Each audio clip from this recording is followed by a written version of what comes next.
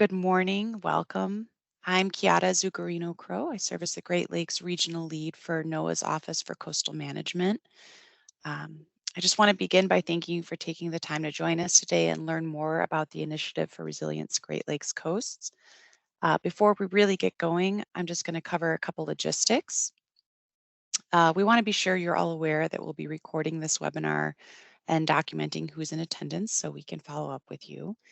Due to the size of this initial webinar, we're going to keep you all in listen-only mode, so we're able to hear our presenters clearly. But we do encourage you and strongly invite your questions, comments, and responses along the way via the chat feature, which I'll be going over in just a few minutes. But first, I'm really excited and honored to have the opportunity to introduce you all to the Director of NOAA's Office for Coastal Management, Dr. Jeff Payne, who's joining us to offer up some thoughts to get us warmed up as we kick off this effort. Jeff, thanks so much for being here and take it away. Yeah, absolutely, Kiata. Thank you. Can I be seen? I don't hear you right now for some reason. Okay. I can hear you, Jeff, and see you. We can hear you. Likewise.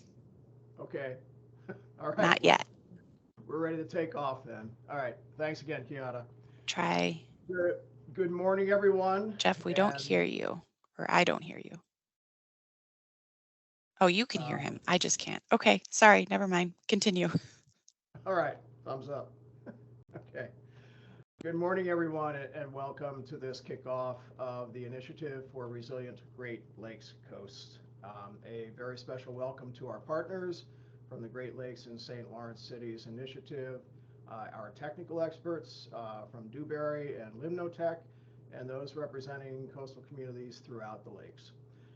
I imagine that most of you have experienced the unprecedented changes underway in the region, from extreme storms, major water level fluctuations, coastal erosion, and shifting sediments, and of course increased flooding, all of which can lead to decreased water quality and habitat loss, to name a few impacts. We are fortunate that NOAA's Office for Coastal Management has received funding through the long-term Great Lakes Restoration Initiative to help address the needs of communities and tribal nations to develop habitat-focused projects that improve resilience to these kinds of impacts. I traveled to the Great Lakes this past September to learn more about these challenges and the restoration work underway through partnerships. This included time in Duluth, Minnesota, in Superior, Wisconsin, and visits to sites across the Bayfield Peninsula. And I was joined by staff from state agencies and the Coastal Program, the Lake Superior National Estuarine Research Reserve, municipal and nonprofit staff, and tribal members and researchers. And in that course, I witnessed the pride and the stewardship of community members for these special places, while learning more about the deep cultural connections tied to the sites. For example, while visiting sites along the peninsula of Wisconsin Point within the Estuarine Reserve, I witnessed progress demonstrating the resilience and restoration vision of the community for addressing impacts to sensitive dune habitats, improving recreational access, and protecting cultural and spiritually significant sites. And I'm confident that the work of this initiative for resilient Great Lakes coasts will bring similar benefits to other Great Lakes coastal areas. Some of you may be aware of our past efforts linked to this project and how we were able to work with partners to bring natural infrastructure expertise to the communities. And soon we'll be hearing more from one of my colleagues about those results. My office is really proud to be expanding the footprint of this partnership with the Great Lakes and St. Lawrence Cities Initiative into Lakes Huron and Superior, as well as Lake St. Clair and connecting channels. By implementing this innovative nature-based approaches, we can help our communities adapt to long-term changes, as well as withstand and recover from shorter-term coastal hazards, all the while benefiting habitats and species. The training, technical support, and collaborative workshops involved in the Initiative for Resilient Great Lakes Coasts will help decision makers better understand the coastal dynamics at play and the actions we collectively can take to reduce risks to communities, to natural resources, and to the built environment. As work progresses, the initiative will provide engineering and design support to bring selected sites another step closer to implementation, ultimately queuing a pipeline of resilience projects while seeding partnerships to start and sustain future collaborations. As a result of your partnership and involvement, we have high hopes and expectations about the returns that this work will bring to the region. And I want to express my continuing gratitude to all of our partners and to the staff of the NOAA Office for Coastal Management.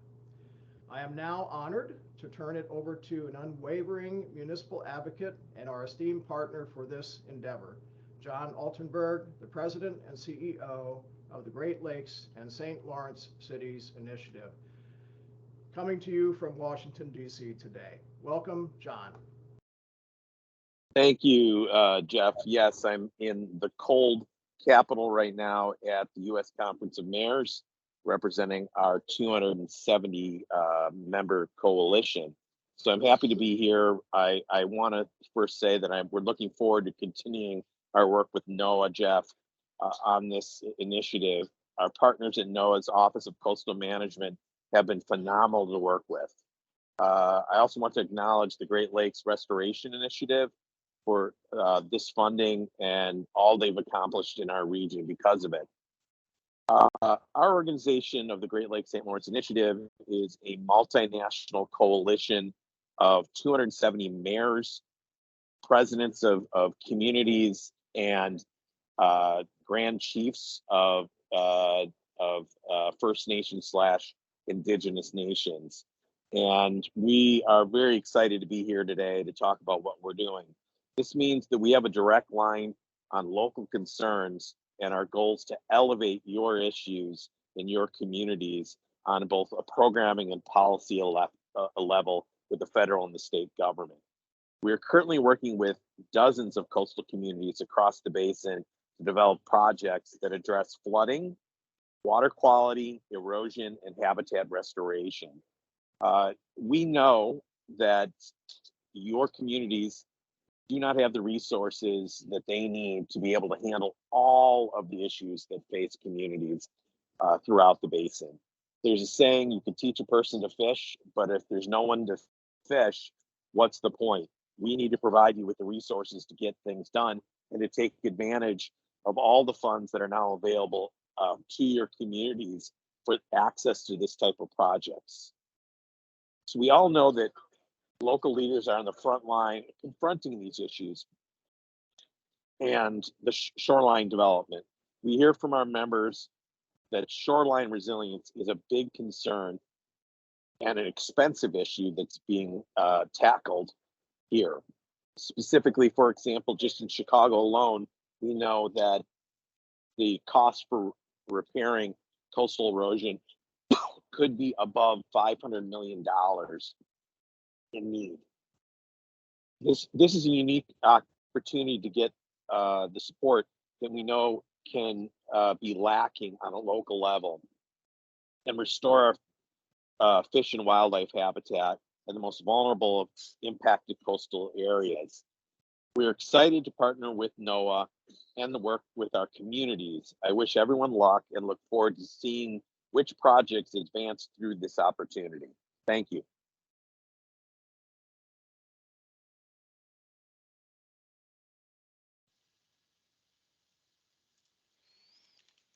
Thank you so much, John and Jeff, for those remarks and for getting us rolling. During the remainder of the webinar today, you'll be hearing from some of our partners, Zoe Goodrow, Bridget Brown from the Great Lakes St. Lawrence Cities Initiative, and Becky Nicodemus with NOAA's Office for Coastal Management. If you guys could come on camera and give a wave. They'll be playing key roles in supporting this partnership over the next 2 years. So I just wanted to introduce them to you right up front as some of the other core members of this team. At a fundamental level, it's also important to recognize the Great Lakes Restoration Initiative, which is the source of funding for this initiative that we're kicking off today. We're going to use the word initiative a lot today, so I hope you're all prepared. The efforts we'll be outlining today ultimately support the Great Lakes Restoration Initiative's Action Plan 3 Focus Area 4, which supports the protection and restoration of native species important to the Great Lakes and the habitats that support those species. I also want to introduce some of the entities involved in this effort, because as partners, we each bring different perspectives, knowledge, and skills to this initiative. So NOAA's Office for Coastal Management, we are bringing our coastal expertise and our partnerships with our state coastal programs and others across the region. Um, the Great Lakes and St. Lawrence Cities Initiative, who you've just heard from, brings the perspectives and connections to a network of Great Lakes municipalities and communities.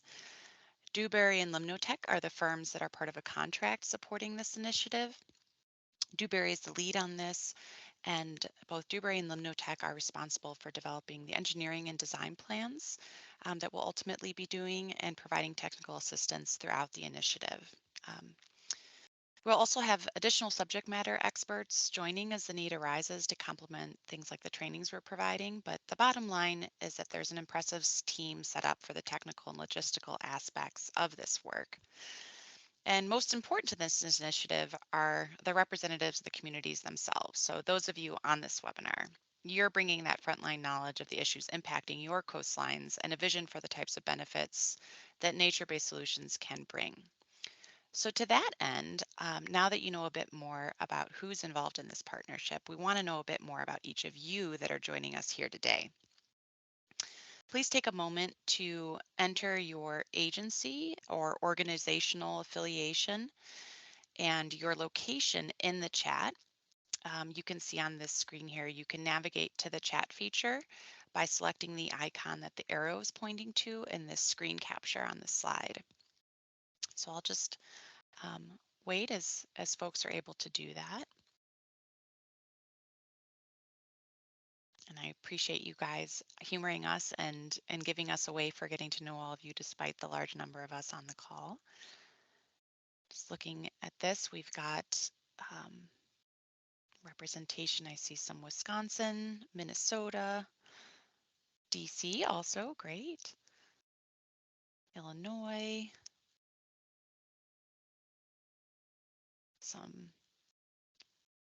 Regional Council of Governments represented, St. Ignace, great. Some other NOAA folks, Detroit area, this is great. So hope you all will also enjoy scrolling through and seeing those that are joining us. We even got some Canadian representation, that's awesome. So while they're doing that, keep introducing yourself and reading through, but I want to do a quick review of the agenda of what we'll be going through today. So for the content of the webinar, we'll start off going through its purpose and the needs it's meeting, so the coastal impacts we're trying to address with this Initiative for Resilience Great Lakes Coast. Then we'll go into an overview of what this program's expected to entail, including some illustrative examples from our previous work as part of the Lake Michigan Coastal Resilience Initiative that some of you might have been aware of. Then we'll transition over to next steps for how you can get more involved moving forward. This will include sharing an expression of interest form, which we'll provide later, a link to it later in the webinar so you can go to that, and we'll also share it through the Cities Initiative website. And lastly, we're reserving time at the end of the webinar to dedicate to a large group Q&A session. So you'll all have opportunities to ask for clarifications or questions or things that are important to you. And of course, as I mentioned earlier, if you have questions during the webinar, please feel free to enter them into the chat so we can track them and address them as we go. So now, without further ado, let's get into the meat of this. I'd like to turn it over to Zoe Goodrow, my colleague, and thanks, Zoe. Thanks, Kiara. Okay, everyone can see my screen still. This is great. Like Kiara said, I'm Zoe. I'm the Coastal Programs Manager at the Great Lakes and St. Lawrence Cities Initiative. I'm going to talk about coastal impacts and resilience needs and share some data from some of the members of our organization.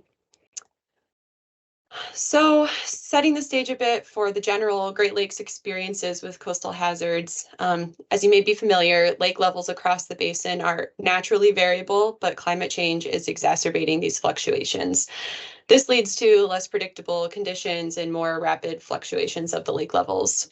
As a few years ago, water levels across the basin reached record highs, which many of you probably experienced firsthand.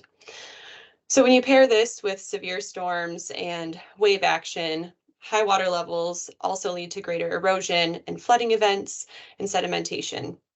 I'm sure you've all experienced that or at least seen photos of these growing challenges across the Great Lakes Basin over the last few years. As these challenges occur more severely and unpredictably and frequently, our ecosystems, economies, public and private property, critical infrastructure, and opportunities for recreation are all threatened and damaged. I want to focus on ecosystems and habitat for a second because the health of the Great Lakes depends on the health of the entire ecosystem and because habitat is crucial for climate resilience. Healthy ecosystems provide life-sustaining benefits like clean air and water. They attract pollinators, store greenhouse gases, and help with flood and erosion control. Because of this, we support the Great Lakes Restoration Initiative Action Plan 3, Focus Area 4, Habitat and Species. We do this by developing projects that focus on habitat restoration and utilize nature-based solutions. And Becky will talk more about this after I wrap up. But I really want to drive home the point that when we talk about the importance of ecosystems, that we're not just talking about the environment, but also our economies and communities as well. That's why I have listed here people, profit, and planet. They all rely on healthy ecosystems and habitat. So our goal is to work towards greater resilience for our coastlines and our coastal communities because we risk losing a lot when we lose habitat. So what do I even mean by resilience? A resilient community can withstand a disaster without breaking. Some recovery will be involved, but it won't take long to regain its pre-disaster status. I highlighted the activities that communities can work on to be proactive and build resilience in this plan quarter of this resilience cycle. So for example, by enhancing key processes like erosion and flood control using nature-based solutions, communities build in added protections when disaster strikes again. And even better, by using nature-based solutions, communities get the additional benefits that I mentioned on the previous slide too. So at the city's initiative, we feel it's important to have the best information about the scope and scale of the impacts our member communities are facing. Like John mentioned, we have a direct line to our over 250 members at the city's initiative. So we can best understand the barriers that they face when it comes to addressing their concerns, most specifically right now, their coastal resilience issues. So we send out a regular survey to our members, and I just want to quickly highlight some of the findings of our most recent survey that had nearly 300 responses. So first, I just want to highlight that our members on the front lines confirmed that there is growing concern over coastal issues and an increasing interest in addressing these issues at the local level. There is also interest by communities in partnering with agencies such as NOAA and a need to strengthen those connections. So the survey also highlighted funding needs, and the need is large, no surprise to anyone. Our respondents indicated a total need of over $2.21 billion over the next 5 years, but this number only represents those that responded to the survey, so this is a clear underrepresentation of the actual need. Several of the barriers that we identified, and these might be familiar, are staff capacity, funding awareness and access, and technical expertise. So although thanks to the bipartisan infrastructure law and the Inflation Reduction Act in the US, there is now more funding available for this work, but there is still a magnificent need for supporting municipalities and local communities to access that funding. So the survey also found that despite an increasing interest in coastal issues in local communities, coastal planning efforts were not tracking with that increase in interest. Cities also rated vulnerability assessments and coastal resilience projects as the most important activities they can act on. And if you'll recall back to that resilience cycle, those are the activities that we highlighted as being really important for building resilience as well. So these findings, along with the barriers discussed on the previous slide, we demonstrate a real need for coastal project support at the local level. And I think this really speaks to the value of the services that this initiative is providing. There's obviously a lot of work to do, and we have really taken on addressing these issues with our Great Lakes communities over the last couple years. And with that, I will turn it over to Becky. All right, thanks, Zoe. Hopefully you can see me and hear me. Okay. Yep, we see and hear you. All right, great. So now I will provide an overview of the Initiative for Resilient Great Lakes Coast, which is meant to help address the issues that we raised. So the goal is to build coastal resiliency by supporting locally driven nature-based shoreline projects in the Great Lakes. We started in Lake Michigan in 2021, as some of you may be aware, and this webinar kicks off the expansion of the work into Lake Superior, Huron, and St. Clair, as well as the St. Mary's, St. Clair, and Detroit rivers. When we focused solely on Lake Michigan, it was called the Lake Michigan Coastal Resilience Initiative, but now with the expanded footprint, that's why we've updated the name to the Initiative for Resilient Great Lakes Coast. I want to note that shorelines are naturally dynamic, but as we heard from Zoe, erosion and flooding have increased in recent years, partially driven by climate change, but also decisions that have been made in previous years, including land use change and shoreline hardening. So this initiative aims to build coastal resilience of nature and communities with nature-based approaches. And our approach is to work directly with you to understand your concerns and priorities and build capacity to develop site-specific projects that restore, protect, and enhance habitat. So I'll talk more about the process and the various parts and pieces of this initiative in a few slides, but first I wanted to provide some examples of site-specific projects we've been working on in the Lake Michigan Basin. The next slide. So I'll talk about 4 of the 9 sites for which we have been supporting engineered designs in the Lake Michigan Basin, starting with Lincoln Park South Lagoon, which is located in the historic Lincoln Park of Chicago. The site is on the larger side of the sites that we have worked on at approximately 8,000 linear feet of shoreline and 30 acres. The lagoon is connected to Lake Michigan via the Diversey Harbor, and the area has many uses, including rowing, fishing, picnicking, and running. Also, the lagoon is in between busy DuSable Lakeshore Drive, which you can see on the east, and the historic Bridle Trail on the west and Lincoln Park Zoo as well. And as you can see from the photos, the wall is failing. Also, currently the site has largely turf grass up to the wall and some trees as well. The Chicago Park District put forward this project site with the goal of restoring erosion damage with a solution that integrates nature-based solutions and ecosystem restoration to improve the lagoon edge and increase resiliency. They see this as an opportunity to demonstrate how resilient shoreline solutions can foster ecological benefits while also being designed in alignment with the aesthetics of a historic park landscape. So the engineered design to 60% construction-ready status was split into different sections. In the area where you can see the brown grass to the left, the proposed design includes a living shoreline that softens the slope and includes a stone sill at the toe that protects native wetland plantings. Living shorelines reconnect to the transition zone between land and water. And to preserve people's ability to be near the water in the living shoreline area, the design includes 2 timber piers. In areas where space is more constrained, like near the highway, the proposed design is to use flex MSC wall, which is an innovative material that you can plant directly into so that it still provides some level of habitat benefit. Next slide. The next site I will discuss briefly is Bayfront East in Petoskey, Michigan, which is located on the Little Traverse Bay of Lake Michigan. The site is approximately 600 linear feet and over 1.5 acres. As you can likely see, the site has experienced erosion and the rock revetment has failed to prevent this. Further, you may be able to see greater amounts of erosion on the edges of the rock revetment. The non-motorized trail that is parallel to the shoreline is the popular Little Traverse Wheelway, which is 25 years old, and the city recognized that it needed to be replaced soon.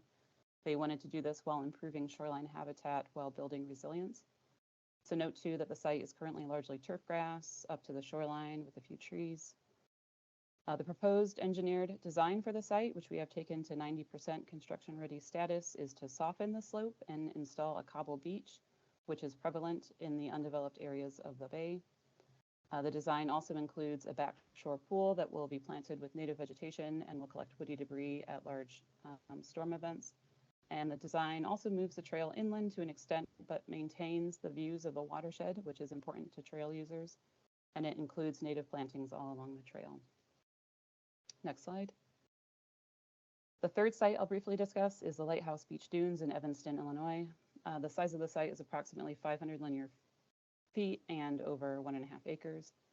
Since there currently is no designated public access to the dunes, the city has found that the opportunity trails that you can see in the image have become wider, especially over the pandemic, which has been degrading the dunes and vegetation. The proposed engineered design, which we are still working on with the city, and we will take to 90%, includes directed public access through the dunes, including an ADA compliant boardwalk with benches, and it additionally includes enhanced and diversified dune plantings. Next slide. And the fourth site and final site that I'll mention in the Lake Michigan Basin is Gunther Pond in Port Washington, Wisconsin.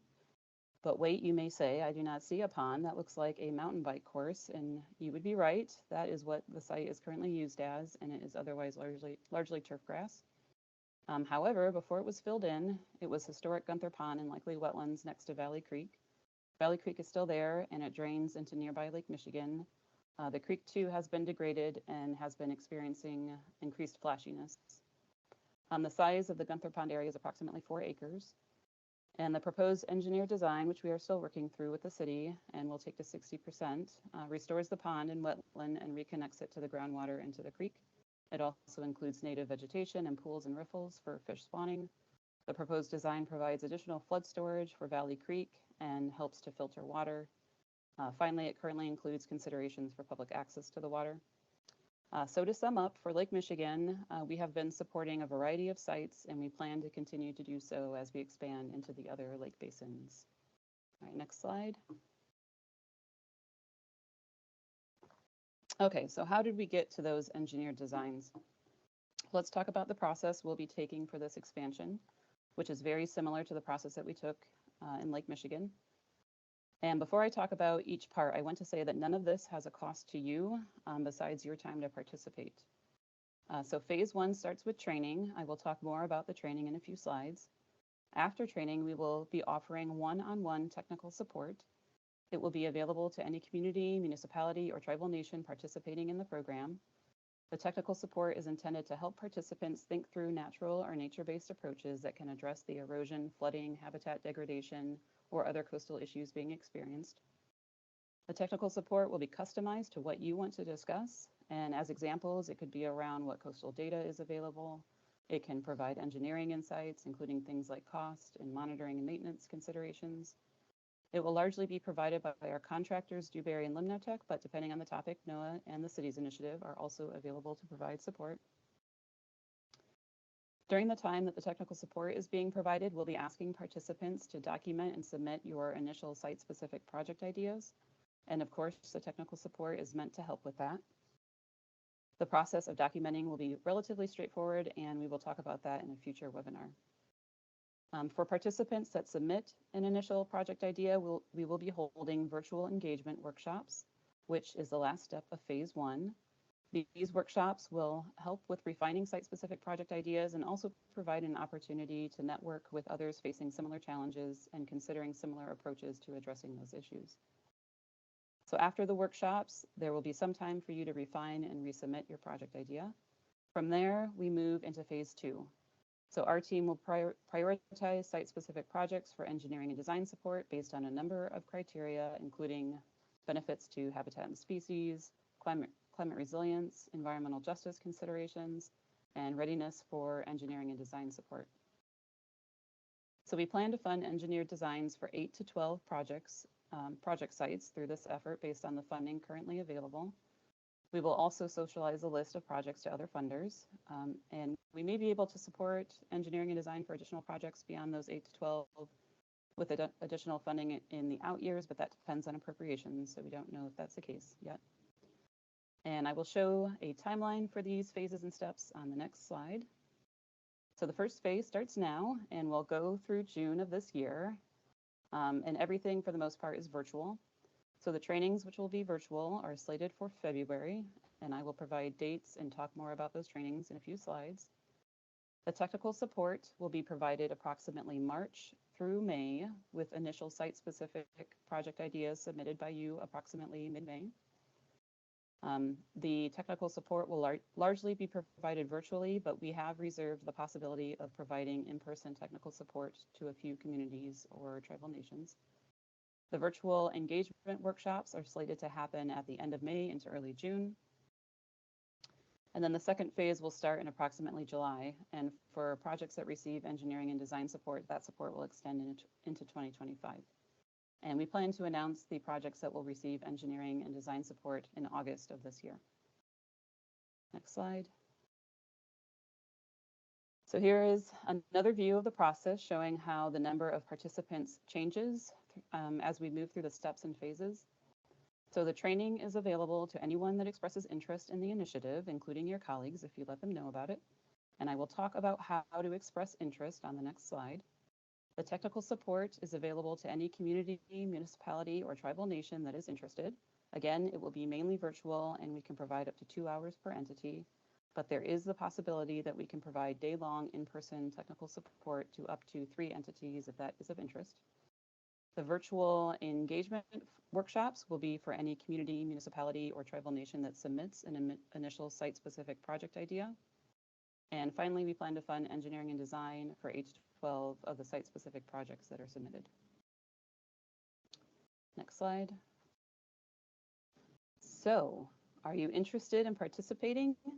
If so, please open this short Google form and fill it out, and Zoe will add the link to the Google form in the chat. If she hasn't already, it may not be advancing.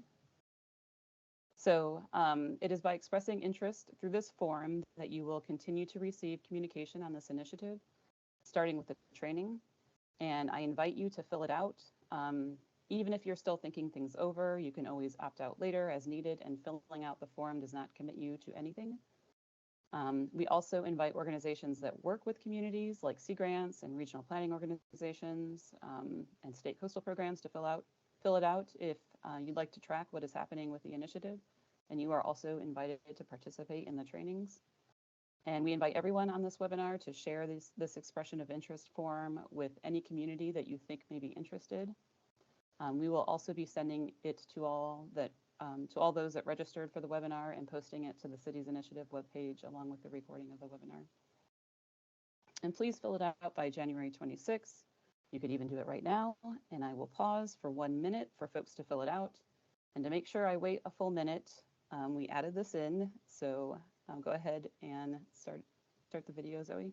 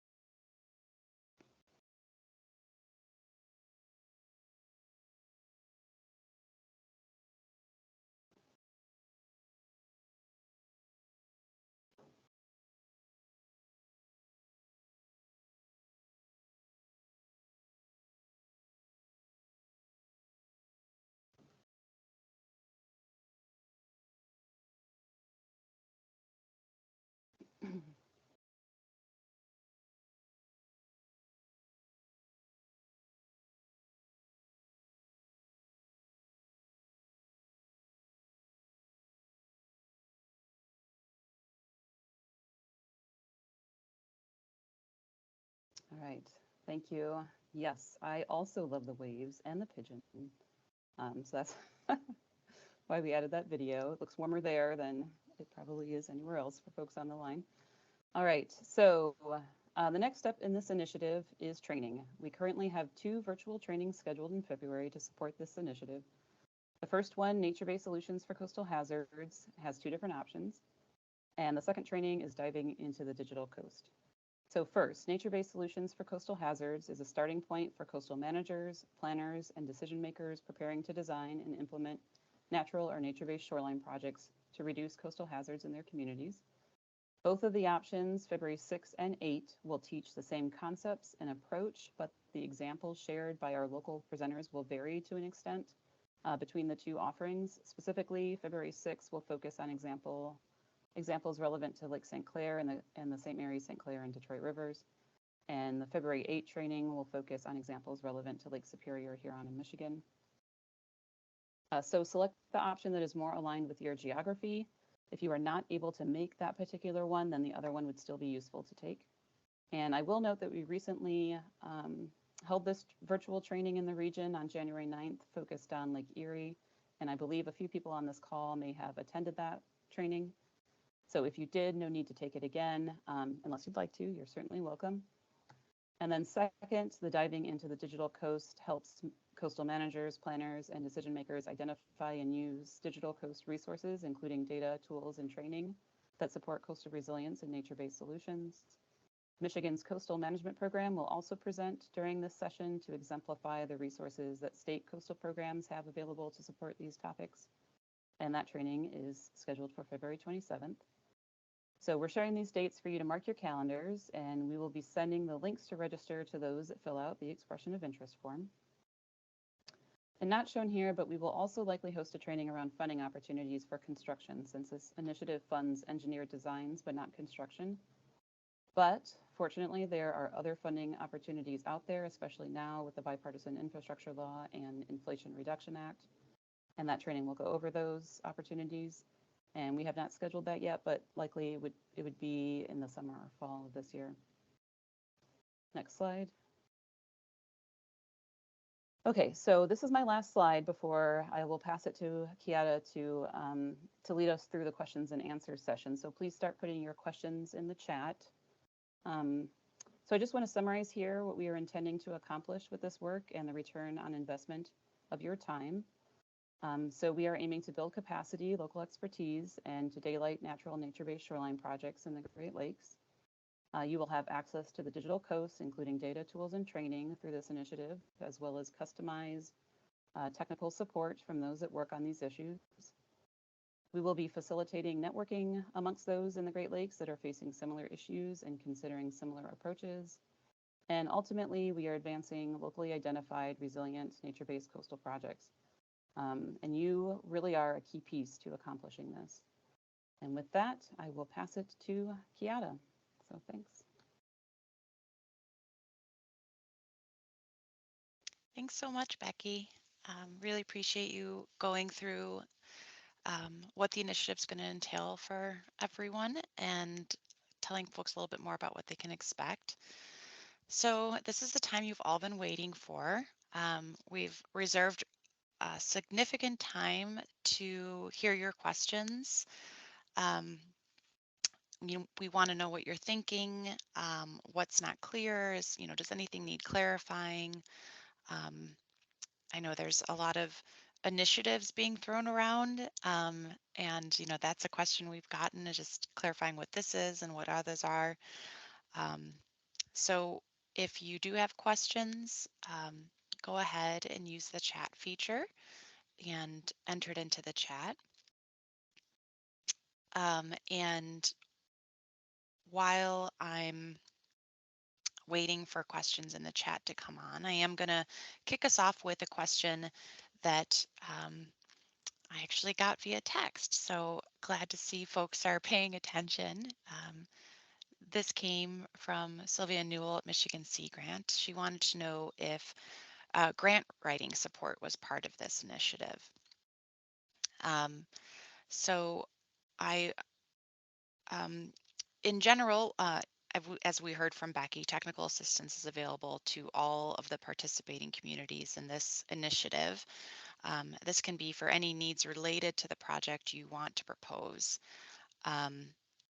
And if you need additional support beyond that, you can discuss this with the technical assistant providers that we'll be matching you with during your first one-on-one conversation. There's also going to be a webinar on funding for construction, and there are additional programs that can support grant writing that we can connect you to if need be. Becky or Bridget or Zoe, is there anything you wanted to add beyond that?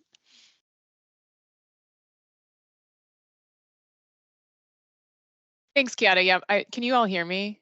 Yes. I don't know what happened to my camera. I apologize. No, I think you covered it. I mean, we do have, like, through Cities Initiative, some additional kind of technical support programs that we could match you up with, like, depending on what your specific needs are. But I think that it makes the most sense if that's support that you need to, we'll address that on a case-by-case basis when you talk with your TA provider. But if there are additional questions related to that, please feel free to drop them in the chat. And it looks like we do have a couple in the chat already. Right up front, I see one about, is there a similar initiative, plan to launch a similar initiative for Lake Erie and Lake Ontario? Our hope is that as additional funding becomes available, we can continue expanding the initiative into Lakes Erie and Ontario. At this point, just because we have to kind of move in manageable segments, we're focusing on the geography we explained today, but our hope is to do that eventually with future GLRI funding. Let's see, just looking through this.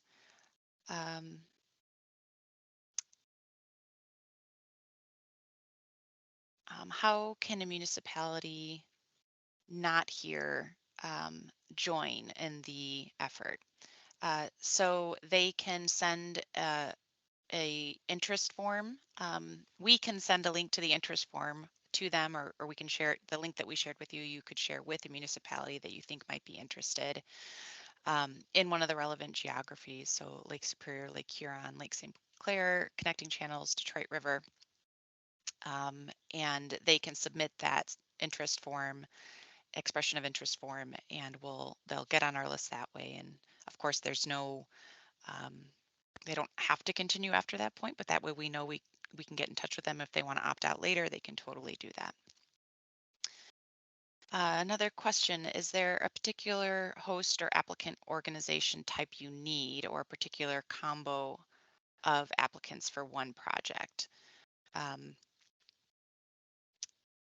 So I would say that the main thing is that projects need local government support or local tribal support.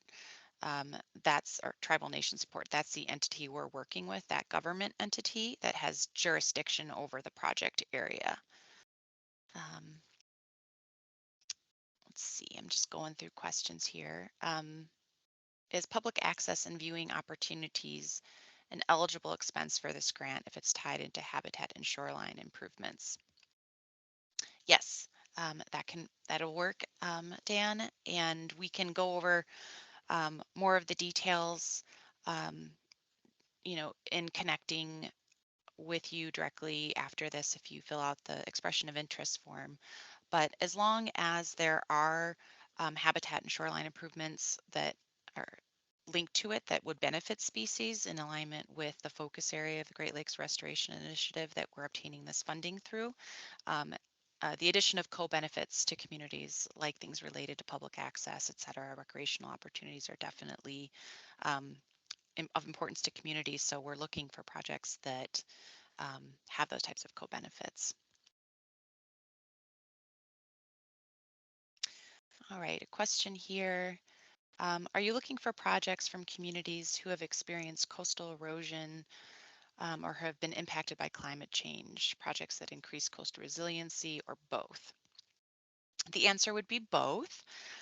Yes, we want projects that will improve resiliency to climate impacts, whether or not they have been experienced yet. Those would be welcome. All right, just going through here.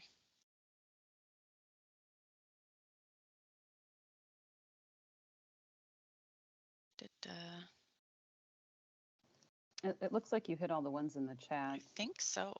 Yeah. Do you want to add anything, Becky, in any of the responses so far? No, they've sounded good. Okay. Did we want to address that question that, oh, I think there might, I noticed in the one question, so the 200 mayors that were referenced, those are members of the Great Lakes and St. Lawrence Cities Initiative, basin-wide, including the US and Canada. So so we don't already have a list of people participating in this initiative because this is the kickoff right now. So by filling out the expression of interest form, that's the way that municipalities and communities and tribal nations will start to participate. So is that,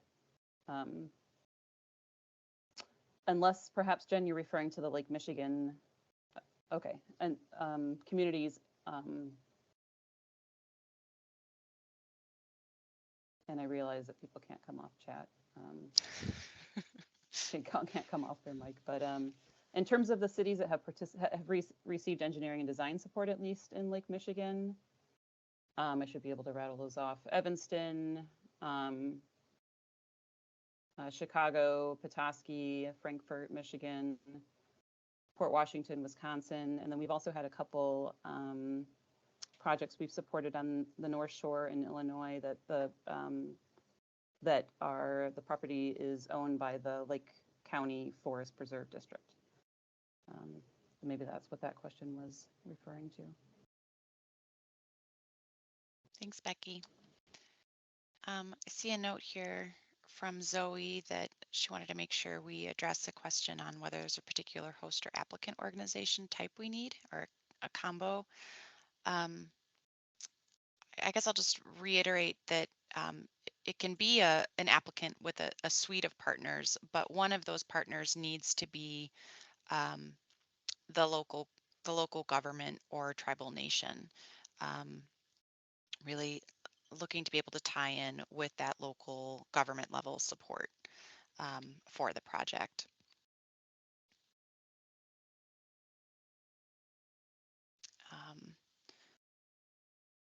Question including, can projects include private property, such as NYSER-based shorelines that cross multiple properties? This is a little tricky. We can't have projects that only are on private property. There would need to be public benefits associated with the project, and also projects where there would be public access allowed. I would say Bridget or Zoe or Becky, do you have examples? Let's say there are some cases where you can do like an easement, etc. Are any of the past projects examples of that?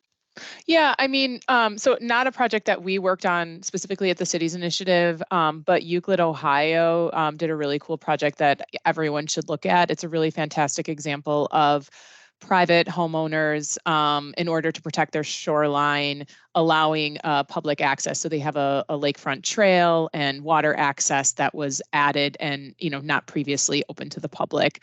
And so that's a pretty cool example. It's a pretty large scale multi-year project, but that's just a really cool one for people to look at. So yeah, that's the example that I have. Thank you. Let's see. I see a question. I'll just, about Canada. So unfortunately, given that this funding is the Great Lakes Restoration Initiative, it is only supporting the US side of the border. But Bridget or Zoe, are you aware of other opportunities for our Canadian? Yeah, I mean, that's a great, thanks, Becky, and thanks for the question. So we have, again, yes, we have members at the Cities Initiative on both sides of the border, and just with the way that the funding works through typically the bigger funding is through federal agencies, and those programs are very different between Canada and the US. We are currently in the process of trying to secure funding to support this type of work for our Canadian members. We have an outstanding application to Natural Resources Canada right now. We're looking at a couple of new opportunities through the Canada Water Agency.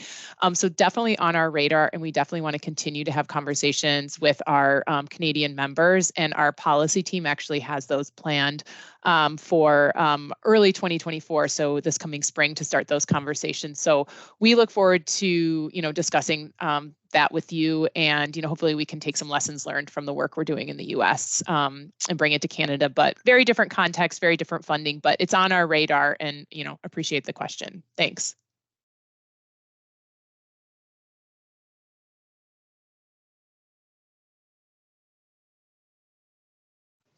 You're on mute, Kiara. We were doing so well. I was. I just wanted to address, I see a question that just popped in about the difference between our CPI and this initiative, and I'd like to kick that over to either Zoe or Bridget to clarify for folks. We were expecting this question, so. Yes, thank you, Pierce, for asking that question. We've gotten a few emails about that as well. Very similar names, so it's easy to get confused. Like Yetta said, we use the word initiative a lot at the city's initiative too. So yeah, the difference between these two programs, for those of you who are not familiar with the Resilient Coastal Projects Initiative, it's another program that we have at our organization.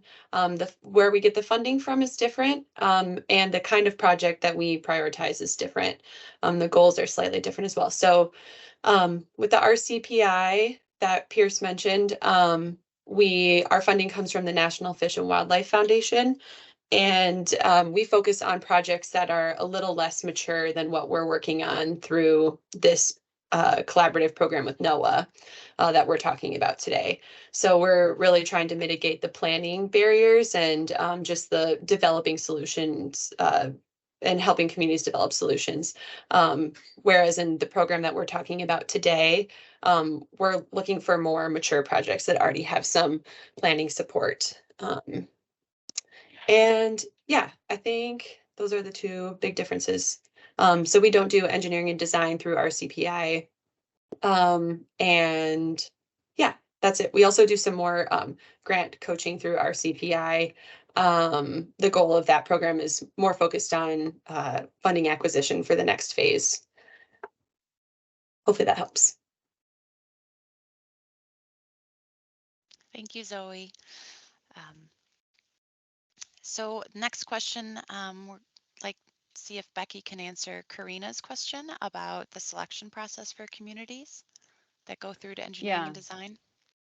Right. So, and that's right, that there is no narrowing. And so everyone is eligible up through phase one that's interested in the training, the technical support, and anyone that submits a project ideas. We invite to the engagement workshops or forums. So then it's only until then we have that list of projects that we then, because of the amount of funding we have, well, I guess assuming that we'll receive more than 12, we will prioritize those projects. And as I mentioned before, some of what we looked at for Lake Michigan included benefit to habitat and species, given that this is the funding opportunity, and that's of course important to include anyway. Climate resilience, so not only of the design of the proposed project itself, but how vulnerable we include some indices to look at how vulnerable the community is to climate impacts, and the more vulnerable, the higher you score.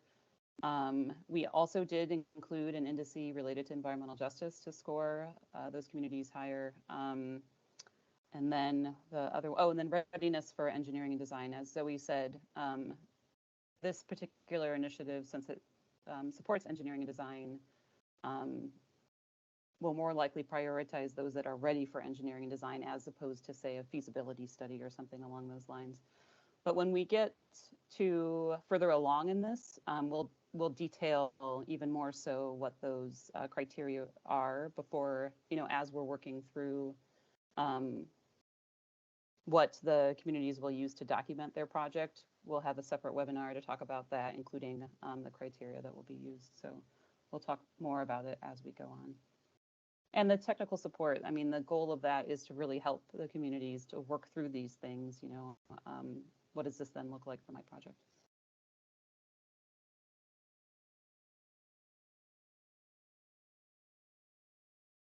Thanks, Becky. Appreciate that. I think from what I can see, we've addressed the questions that I've seen in the chat. Are there any other ones? I'll